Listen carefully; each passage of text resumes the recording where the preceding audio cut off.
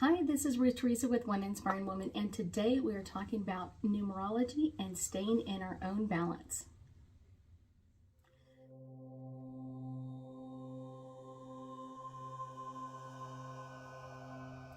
That's right.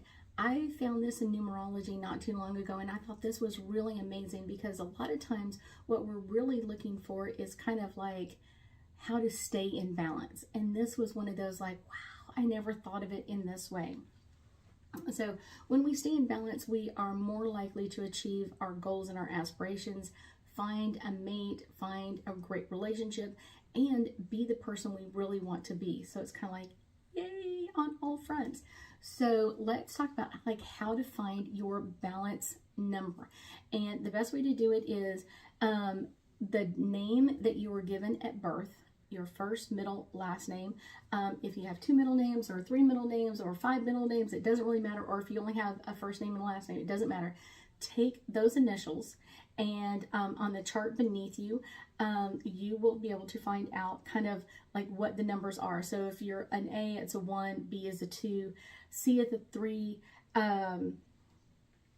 D is a 4, E is a 5, 6 is an F, G is a 7, H is an 8, and I is a 9. And then it just repeats over and over again until you're completely out of the alphabet. And keep adding those numbers together until you get a number between 1 and 0. And this was like really surprising to me. I was like, wow, how accurate it was. I was really, really impressed. So your name given at birth, however many names you have, find just the first letter, find that equivalent number, and then add all of those together. So if it's 3 names, 2 names, 5 names, whatever that is, keep adding it together until you end up with a number between 1 and 9. So let's talk about this. So if you add this all together, kind of the one I thought was really interesting is if you are a balance number 1, most of your imbalance stems from you keeping your worries to yourself. You could really benefit from opening up to other people and kind of bringing in someone else's insight into what's going on, kind of opening up and kind of like sharing some of your troubles or issues with other people. A lot of times that really opens you up to getting like a different perspective or a different insight into what's going on. And a lot of times people are really closed off to this because they always feel like someone's going to judge them. I'll tell you that happens rarely, but a lot of times it's who you're opening up to. Make sure it's someone that you really trust, so you can open up and kind of like get their idea of kind of like opening up my energy and what are the insights that you can give me at this time frame, because it can really help you get a different insight into what's going on and kind of share those imbalances with other people and kind of like, this is the way I feel, and it can really help kind of balance you back in. A balance number 2 tend to take emotional approach to every problem. You kind of like your emotions really cloud your vision and consume your thoughts. You're always in like conflict no matter what's going on, because you feel compromised with like putting your worries out there and kind of like your emotionals well-being out there, and it's one of those almost like someone else should be caring about your emotions as much as you do. And so this can be one that kind of like you tend to take the emotional approach, being overwhelmed, and usually I will tell you that this is someone who has also had a lot of conflict or had their emotions overlooked by other people. So it's almost like, here, this is the problem, and you kind of keep playing that emotional card because you're wanting someone to validate your emotions. And that really doesn't always help, but it doesn't really help them as well. But it's one of those, if you're always playing that emotional card, like look at these, this is my emotions, it's one of those, make sure that you are kind of taking that to a background and not always thinking like your emotions are the number one problem that you have, because no one's listening to your emotions. You have to listen to your emotions. You have to give a voice to your emotions when it's important and when it's necessary, and when it's not, know that it's not personal to you. Balance of 3. Like number 2s, you can take the emotional approach to things, but you become consumed with finding the solution. You keep kind of getting like almost like tunnel vision, or kind of like, this is what I need to do. You have a natural gift of bringing things together in the name of compromise. Like, I'm going to put this together with something else to make a big difference to everyone involved. But it's one of those, a lot of times, like, you're so focused in on finding the solution that you're not looking for anything else, or you're not finding the solution because you keep like, it has to come in this area, but you're so defining it that a lot of times, like, you're not really opening up to it, and you're really compromising the people around you because you're expecting them to make a big deal out of it or to search as much as you do, but they're really not. So it's kind of like, here we go. Balance number 4 is problems can anger you and cause you to leap head first into situations, trying to force resolutions. A lot of times, instead of jumping in so quickly, a lot of times if you take a step back and kind of see the problem for how big it is, or everything that's involved in it, that can give you some different angles or approaches, and it can also kind of open you up into kind of what is required to kind of see the whole picture, kind of like seeing everything first instead of just jumping in and reacting to things. It's one of those, giving yourself a chance to kind of see the whole problem can actually solve things quickly instead of just one at a time. Balance number 5. Instead of dealing with the problem, you'd rather avoid it altogether. These are the people who are like, almost like, we don't see the elephant in the middle of the room, we don't want to talk about it, and it's one of those, avoiding it altogether, or they end up doing it so much that they end up going into like eating addictions, alcohol addictions, drug addictions, anything to do to avoid what's really going on. And a lot of times these are people that have grown up in families that kind of have a lot of issues in that area, and they just grew up like, we don't talk about this, whatever it is, we just don't talk about. We don't talk about grandpa being drunk all the time, or grandma drinking or eating too much, or whatever it is. Like, we're going to avoid all of that, and we're just going to like act like it's not there. And to kind of help them kind of pretend that it's really not, they end up overeating, over drinking, overdoing drugs a lot. It's not good. Instead kind of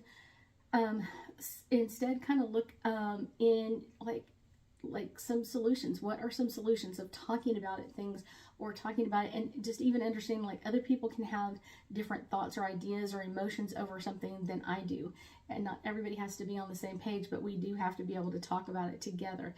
A lot of times just knowing that other people can have different reactions than you can kind of like, oh, they can have different reactions, or I can have a different reaction from them, and it can really open us up into different realms of solution. Balance number of 6. Have a wonderful ability to see the issue and discern kind of the underlying causes, kind of like they're able to kind of like see the backside of an issue or the whole thing. Something that happened a long time ago, it's like, I think something happened a long time ago, or I think this happened, or realizing like the people that are involved, like she normally deals with this very emotionally, and so let's look at it logically, kind of like balance that out a little bit. Problems pop up when you lean on others to kind of fix everything, and you escape from the situation altogether.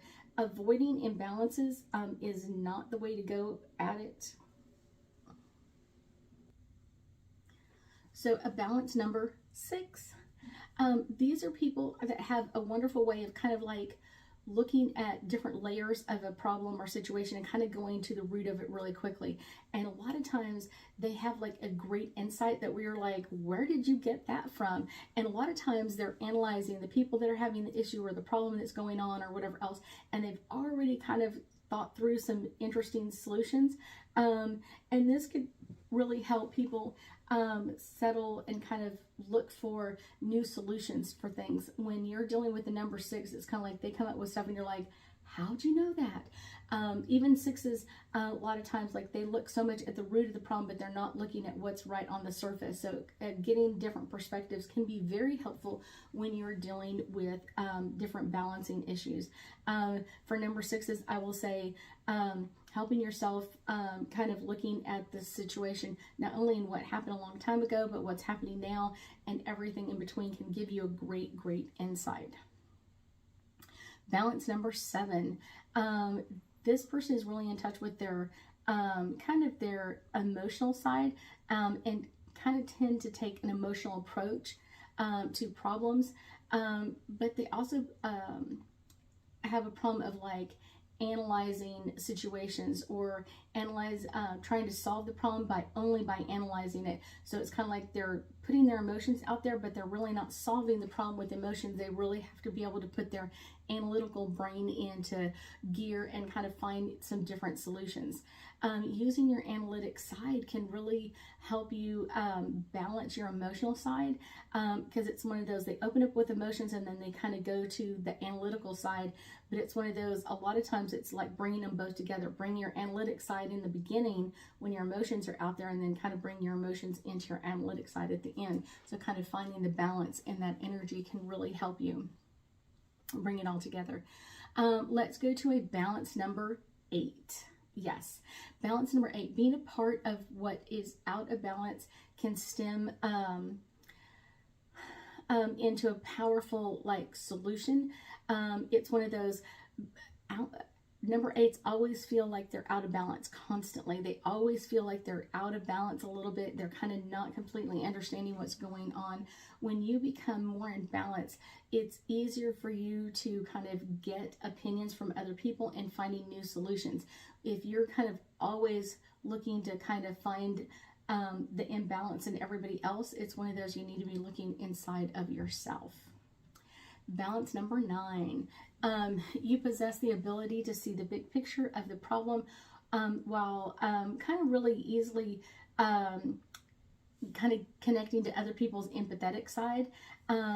But you can be too far removed from the problem. It's kind of like you're kind of like, you see the big picture, but you're almost like too far out of it to really get that good emotional connection to it. By taking a more practical, down-to-earth approach and kind of like being part of the solution and part of the issue, it can really bring you out of like, I'm not in any of this, I'm just on the outside and I didn't do any of this. And a lot of times 9s are ones that kind of stir up things, and then they kind of step back and let everybody else kind of solve the problem for them. Let's do some angel cards and get some new insights. This one is like jumping forward signs. There are always signs of how you're out of balance. If you look at different problems in the same general way, it's one of those, that's your imbalance. You have to balance that from the opposite side. Like if I'm always looking at it emotionally, I need to look at it analytically or logically, and I have to think about that as I'm working through different problems. Truth and integrity. Being truthful, being in your integrity of who you really are will give you a great insight into all of this. So many times people are only like, it's not me, it's someone else. It's always someone else the problem. A lot of times it's us, that's okay. But knowing where we're out of balance can help us balance ourselves much easier, knowing this information. Trust that you're on the right track. Trust that you can be in balance and that the other people around you can be in balance. And if you're around someone who's out of balance a lot of times, kind of knowing how they're out of balance, so you can do this for someone else, and then kind of give them some guidance. Okay, so you're only looking at this, the emotional side, or you're only looking at the analytical side. So let's look at this. And once you start kind of teaching them how to look at it differently, a lot of times like you can change exactly how they start working or working through imbalance issues. Love. New love is a great way to do it. This is a great way to kind of find solutions to problems that you've been having for a long period of time with different friends and family. This can really bring you some new ways of looking at things and kind of looking at new people in a different way, because it's like, wow, I love that this person can do this. I love that this is their first way of looking at things, and we can look at things globally instead of always one-on-one. Friendships. This can, like I said, can bring new openings into love relationships and friends, and how do people work through issues and problems and find great solutions to all of this. Next, retreat. when you don't know what to do or you feel out of balance, take some time to yourself, even if it's just a few minutes, to kind of catch your breath, and thinking about, like, I've been out of balance in this area before, so what can I do to bring balance into this area, or bringing a new balance into this same area? Focus. Focus is always, if you're over or hyper focused on one thing in particular, know that that's where you're out of balance. You have to look at the whole big picture and kind of see everything that's coming into play, and kind of take all of that into account when you're finding a solution. That can really help you open up your eyes and your thinking. The last one, intentions. Setting the right intentions when you're having a situation or a problem or issues with someone else, or you feel out of balance, making sure that you're looking at this in a completely new and healthy way can bring not only you to a new balance, but everybody else around you as well. I thank you so much for joining me today, and I know that we'll be talking again soon.